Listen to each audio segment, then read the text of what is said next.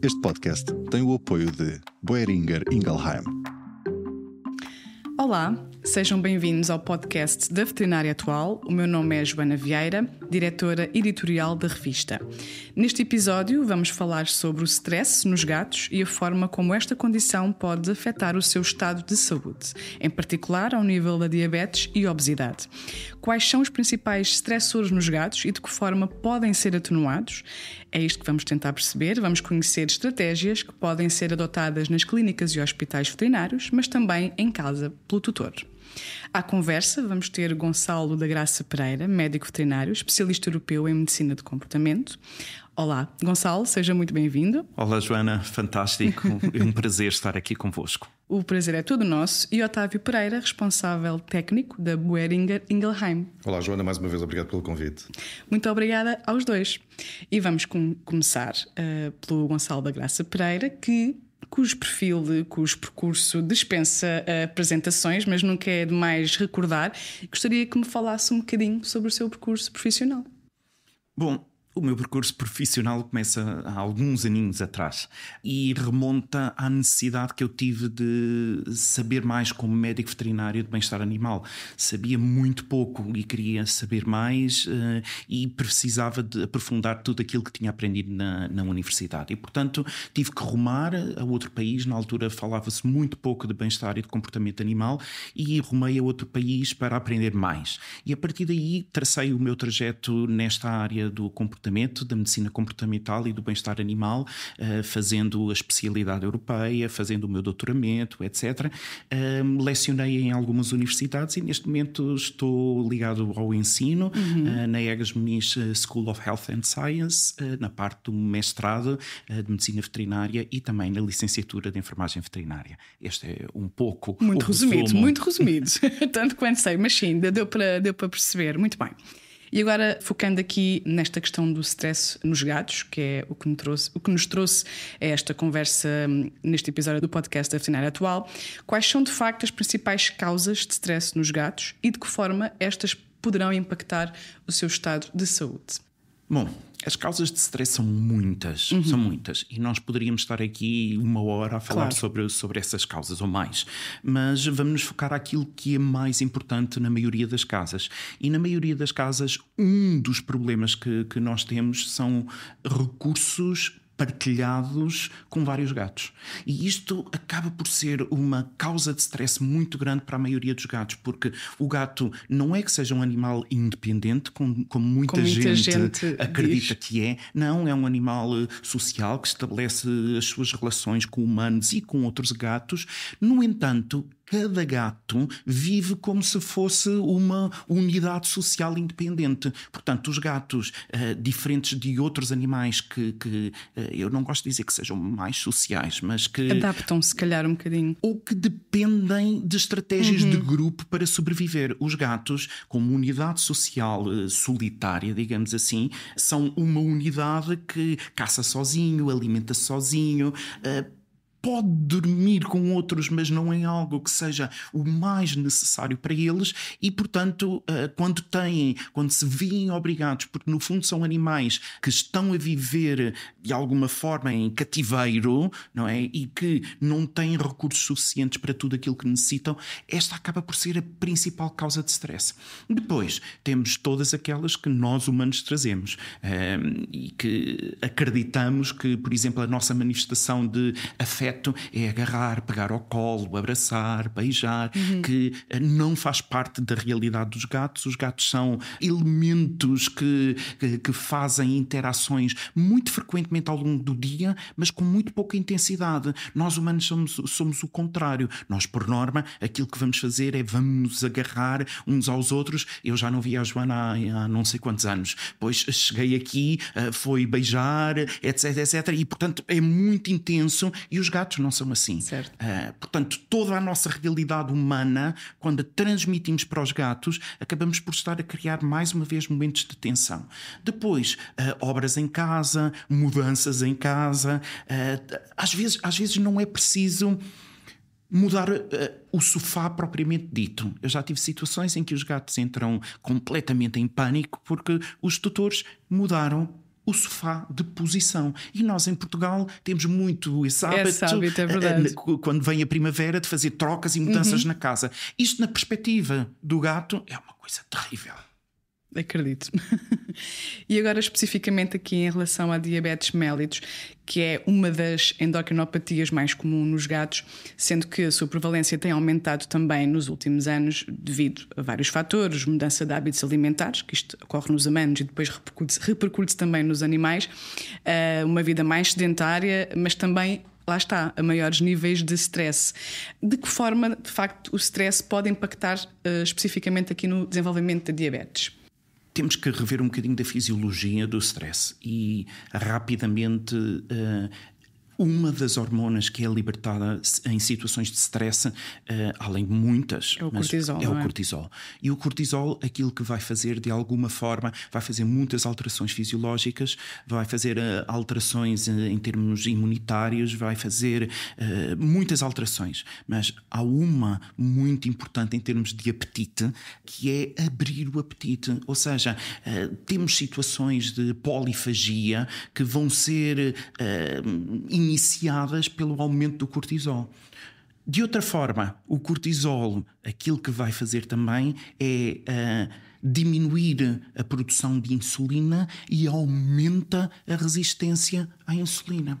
Ora, nós acabamos por ter aqui, em termos de fisiopatologia, o poço de feitiços preparadíssimo para acelerar uma série de doenças, e neste caso uma endocrinopatia. E, portanto, este é o princípio que nos rege quando nós falamos desta tríade de saúde, em que falamos da parte emocional, da parte cognitiva, da parte física, e esta interação entre estas três partes. Aquilo que nós temos é, havendo uma alteração emocional, vão-se desenvolver muitas doenças. A diabetes é apenas uma delas. E eu não estou com isto a dizer que o stress é causador de diabetes, mas todos nós sabemos que a diabetes e a obesidade, como já falou, são doenças multifatoriais. E nós temos que olhar para ela como uma doença multifatorial. E como doença multifatorial que é, o stress é aqui também um fator de risco. E que deveria ser tido em conta também por nós, médicos veterinários, até porque vai dificultar o tratamento e o diagnóstico também. Claro que sim. E neste circuito, e agora aqui com o foco um bocadinho mais já nas estratégias, há comportamentos que podem de facto ser aprovisionados, digamos assim, para reduzir estes fatores de stress.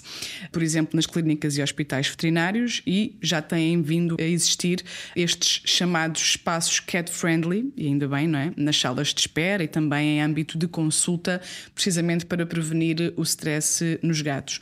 A este nível, que estratégias podem de facto ser adotadas nos CAMV para contribuir para atenuar estes fatores de stress nos gatos? Joana, se me permite, antes de falar das estratégias, eu queria só ressalvar a importância do bem-estar e de toda esta preparação até para o diagnóstico. Porque, como nós já vimos pela fisiologia, se vai haver libertação ou produção de cortisol endógeno, vai haver alterações que nos vão afetar o próprio diagnóstico. Nós, como médicos veterinários, temos que estar atentos ao facto de que, se vamos prejudicar em termos de saúde emocional o animal, vamos ter alterações também no nosso diagnóstico. E isso é algo extremamente importante para nós médicos veterinários, porque vai condicionar. Obviamente. Claro. Bom, portanto, o que é que nós podemos fazer?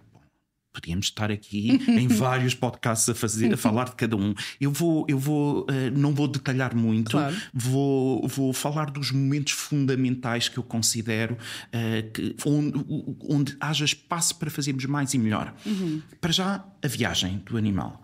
A viagem é o primeiro ponto de stress. Como nós falámos inicialmente, os gatos precisam de controle e de previsibilidade, coisa que não têm muitas vezes nos seus ambientes, e quando aparece a caixa transportadora, é sinal de que vai sair do seu território onde se sente tranquilo e em paz. Bom, começamos o primeiro problema, a primeira luta, os aumentos das catecolaminas e de todas as hormonas, e a seguir chega à clínica veterinária. Depois de uma viagem com algumas peripécias, finalmente chegou à clínica veterinária. Chega a uma sala de espera.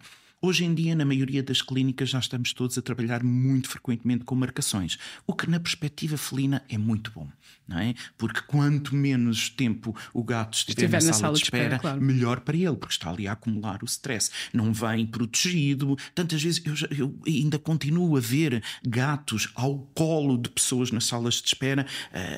Bom, depois disso, o gato fica ali a marinar na sala de espera.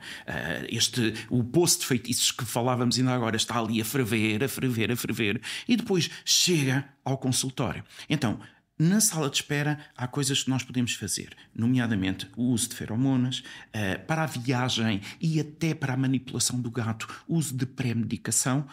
A pré-medicação devia ser mais usada para ajudar a diminuir a ansiedade do gato. E depois, nunca pousar a transportadora do gato no chão. Os gatos, quando se sentem ameaçados, eles procuram locais mais altos. Portanto, no mínimo, a transportadora do gato deve ser posta ao lado dos tutores. A maioria dos gatos sentem-se melhor e mais protegidos se tiverem uma toalha com o odor da casa a cobrir a transportadora. Também, mais uma vez, a transportadora pode ter sido borrifada 15 a 20 minutos antes de meter o gato lá dentro com feromonas apaziguadoras e que vão ajudar a todo este ambiente do gato. Depois disso, o gato então chegou à clínica, esteve ali num local alto, coberto. Nem todos gostam de estar totalmente tapados, e depois nós temos que nos adaptar, claro, porque cada gato é um indivíduo, e a seguir entra para o consultório. Depois de estar no consultório, o que é que nós vamos ter que fazer? A nossa abordagem como profissionais de saúde animal e de garantir o bem-estar daquele indivíduo que está ali para ser tratado. E nós muitas vezes nos focamos na parte física e nos esquecemos de tratar a parte emocional. E tantas vezes que tratámos a parte física e o animal saiu dali doente da parte emocional, não é? Porque nós fomos formatados para cuidar da parte física. Então, a nossa abordagem, para já deixar o gato ambientar-se à luz, aos odores, a tudo o que está no consultório. E depois a forma como nós vamos manipular o gato. Muitas vezes eu gosto muito e digo a todos os colegas que deverão começar a educar as pessoas para trazerem mantas ou cobertores ou toalhas de casa, porque vêm com o odor e essas mantas podem ser utilizadas até para cobrir o gato. A maioria dos gatos, quando têm a cabeça tapada, eles sentem-se muito melhor, porque se eu não vos vejo, vocês não me veem, e portanto ficam muito mais tranquilos. E às vezes basta tapar com uma mantinha a cabeça do gato e conseguimos manipular o gato. Não vale a pena lutar com os gatos. Portanto, a partir do momento em que nós estamos, e isto é um papel e é algo que nós devíamos ter todos, médicos veterinários, enfermeiros, todos os profissionais de saúde animal, que é ler a linguagem corporal dos animais, porque é a forma como eles comunicam. E assim que o gato começa a dar sinais de que está a escalar e que não está a gostar da forma como está a ser manipulado, pois então temos logo que pensar no próximo passo, e o próximo passo pode ser sedar o animal pelo bem-estar do próprio animal. Depois todos os cuidados com os sons, odores, muita coisa, mas em termos gerais é isto. Ao regressar a casa, se houver outros gatos, muita atenção, porque muitas vezes podemos ter que fazer um protocolo de reintrodução do gato. Eu já tive gatos que vieram simplesmente fazer uma vacina, quando regressam a casa, os outros gatos da casa recebem-no como se fosse um novo gato, porque vem com novos odores. Como se fosse um intruso. Exatamente. Quase. E, portanto, muitas vezes nós temos que fazer uma reintrodução, ou então, o ideal, tirar todos os gatos, e se vêm para a vacina, vão todos ser vacinados no mesmo dia, cada um na sua transportadora, e regressam todos a casa já vacinadinhos e com os mesmos odores. Muito bem, portanto, estratégias que podem ajudar aqui no constrangimento da idade clínica. Algumas. Que podem ajudar aqui neste possível constrangimento do gato na idade clínica e que, tal como o Gonçalo também referiu, prevenir ou contribuir para que não se adie esta idade clínica, que pode, por sua vez, comprometer diagnósticos ou check-ups que poderiam ser feitos. E agora em casa, portanto, na perspectiva aqui um bocadinho mais do tutor. Já falou aí na questão dos sofás, que basta uma mudança de lugar dos sofás para os amedrontar um bocadinho mais, mas que estratégias pode adotar aqui o tutor para que a vida do seu gato seja tranquila? Uma das necessidades muito importantes que os gatos têm é de caça. E a caça é uma forma de se exercitarem. E esse exercício, isto aqui é uma espiral, não é? E o exercício vai ser fundamental para ajudar, por exemplo, no controle da obesidade, como nós já falámos anteriormente, obesidade e até o papel da obesidade na diabetes. Aqui, aquilo que nós temos que fazer é ensinar os tutores a terem um momento específico do dia em que vão brincar e exercitar o seu gato. Isto é muito importante. De que forma é que nós vamos brincar e criar esta estratégia diária em que o gato é exercitado e faz estes momentos e que é uma interação positiva com os tutores. Isto é muito importante. Esta interação com os tutores é fundamental para o bem-estar do gato. E, ao mesmo tempo, estamos a produzir alguma forma do gato queimar calorias, porque senão dorme, e temos aqui... Lá está a vida mais sedentária, não é? É verdade, é verdade. Depois, a gestão dos recursos. A gestão dos recursos é fundamental. Ou seja, há uma regra que antigamente se dava aos tutores, que era o número de gatos acrescentado de 1 para todos os recursos. Hoje em dia, eu ainda complico mais. Porque não é simplesmente o número de gatos acrescido de 1. Vamos ver o exemplo das casas de banho. Tenho 4 gatos, tenho 5 casas de banho, mas estão as 5 casas de banho uma ao lado da outra, é o mesmo que ter uma casa de banho muito grande. Porque, de facto, nas relações sociais e como os gatos organizam o seu território, se houver um gato que se coloca à porta da divisão da casa que tem as 5 casas de banho, mais nenhum gato vai entrar. Porque aquilo que eles querem é evitar o conflito. Bem? Portanto, nós temos sempre que pensar na perspectiva de um gato. Portanto, não é simplesmente o número de gatos, mas sim a localização. E, ou seja, se nós temos 4 gatos, vamos precisar de 5 casas de banho, de 5 comedouros, de 5 bebedouros, vamos precisar de 5 arranhadores e 5 camas, todas elas distribuídas pelo território de forma a que não haja competição. Isto é algo que vai dificultar muito, porque nós cada vez mais vivemos em casas mais pequenas e cada vez queremos ter mais gatos, pois devemos refletir, porque ter um gato não é assim tão fácil como a maioria das pessoas pensa, não é? Depois de tudo isto, é organizar o território de acordo com as necessidades dos gatos. E onde eles comem é diferente do sítio onde eles bebem, que é diferente do sítio onde eles afiam as unhas, que é diferente do sítio onde eles defecam. Portanto, os gatos não vão comer onde defecam, claro. Não vão dormir onde comem.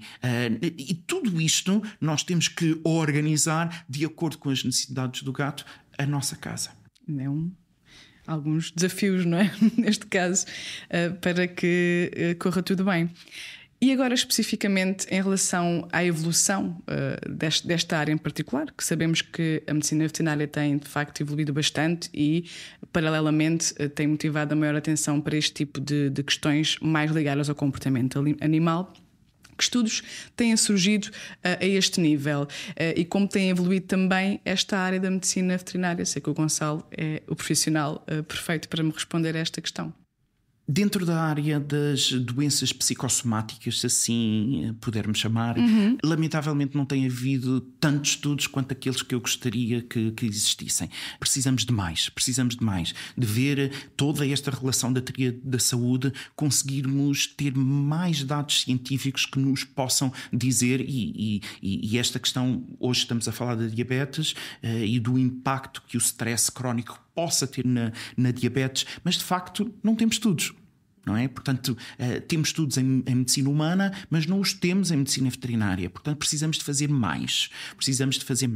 Depois, na área geral da medicina do comportamento, há um jornal que se dedica especificamente à saúde, à medicina felina e à cirurgia em gatos e que tem publicações fantásticas de medicina comportamental e como nós devemos organizar a casa dos gatos, gatos e sem dúvida que é uma área que nós médicos veterinários, não só médicos veterinários, enfermeiros e todos os profissionais da saúde animal têm estado a sentir cada vez mais a necessidade de obterem informação, obterem formação para poderem de alguma forma levar aos seus clientes as necessidades para ajudar aqueles animais e aquelas famílias. Portanto, é uma área que está em franco crescimento. Queremos mais? Claro que queremos, mas estamos em franco crescimento. Muito bem. E agora passo aqui a palavra ao Otávio Pereira, aqui para nos dar uma perspectiva de como está a evoluir também a indústria e de que forma se tem adaptado para ir ao encontro destas questões do stress nos gatos. E como é que isto se reflete nos produtos também que vão desenvolvendo. Que esforço tem sido feito de facto neste sentido para tentar reduzir os fatores de stress nos gatos? Muito bem. Eu acredito que na indústria farmacêutica em geral tem havido essa preocupação e todas as empresas de uma maneira ou de outra acabam por tentar procurar as soluções que sejam mais adequadas para o bem-estar dos animais, para o bem-estar dos gatos também, obviamente, mas aquilo que posso dizer do ponto de vista da Boehringer Ingelheim é que nós temos de facto essa preocupação muito presente.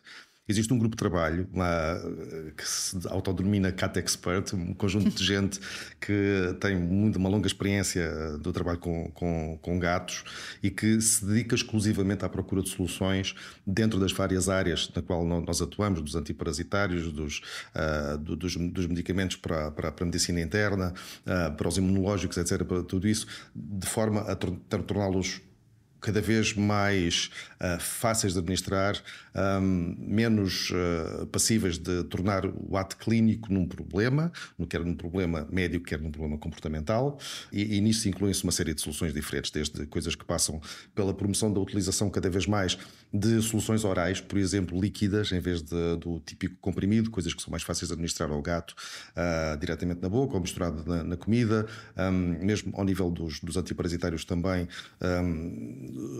sobretudo aplicações tópicas, que também é uma coisa que sempre que é mais fácil e se calhar mais tolerada pelo animal, vacinas de volume reduzido, que também permitem uma administração mais rápida, menos dolorosa, menos tempo de permanência durante a consulta. Portanto, tudo isso são algumas das estratégias que se vão tentando procurar de maneira a fazer todo o trabalho do médico veterinário um bocadinho mais fácil e também a permanência do animal na consulta também mais tranquilo, digamos assim, e mais comportamentalmente aceitável.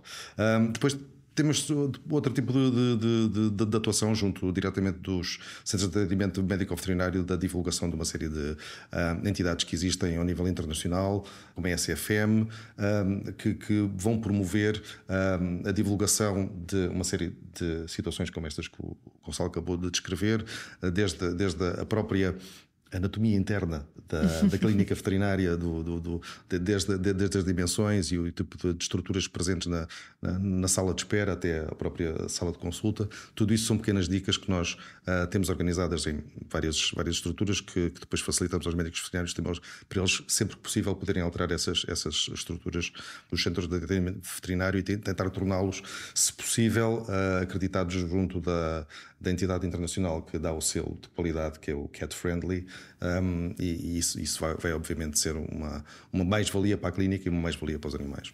Então também tem aqui um trabalho que desenvolvem neste nível de awareness, não é? Exatamente. Para dar a próprios, conhecer. se me permites, Claro que sim, os próprios clientes sentem essa necessidade. Sim. Cada vez mais claro. nós temos os gatos como membros da família, os gatos e os cães. Sim. Falamos do conceito de família multiespécie e, na verdade, como o Otávio mencionava muito bem, ninguém dá um comprimido ao seu filho sem um copo de água, não é?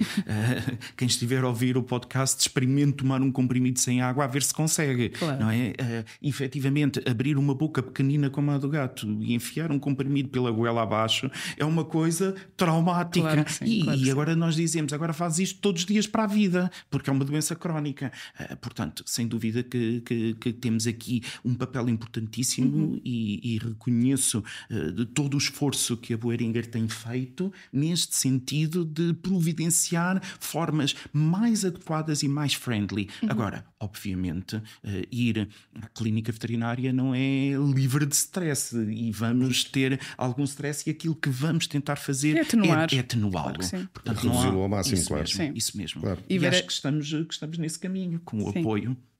e ver estas estratégias, não é? E estas preocupações não propriamente como um luxo, mas como uma necessidade que faz parte já daquilo que é ter um animal a cargo, não é? Muito obrigada aos dois pelo ponto de situação que fizeram desta área da medicina veterinária. Terminamos assim este podcast da Veterinária Atual. Agradeço a todos que nos acompanharam desse lado. Esperamos por si no próximo episódio. Até lá, acompanhe a Veterinária Atual através do site, das redes sociais e da revista em papel. Muito obrigada. Obrigado. Obrigado. Este podcast tem o apoio de Boehringer Ingelheim.